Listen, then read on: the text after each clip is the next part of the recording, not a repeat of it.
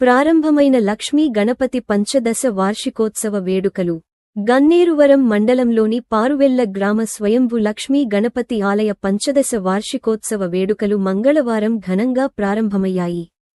తొలి రోజు గణపతి పూజ, ధ్వజారోహణం, మూలమూర్తికి అభిషేకం నిర్వహించి స్థాపిక దేవతారాధన, నవ కలశ స్వపనం నిర్వహించి అన్న ప్రసాద వితరణ చేపట్టారు. వేడుకల్లో భాగంగా ఆలయ కమిటీ అధ్యక్షుడు బద్దం తిరుపతిరెడ్డి ఆధ్వర్యంలో ముఖ్య అతిథులకు వేద పండితులచే ఆశీర్వచన కార్యక్రమం నిర్వహించి స్వామివారి చిత్రపటంను ప్రసాదమును అందజేశారు.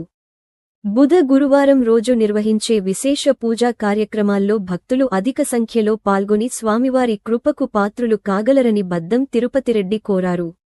భక్తుల సౌకర్యార్థం ఆలయ కమిటీ ఆధ్వర్యంలో అన్ని వసతులు కల్పించినట్లు తెలిపారు.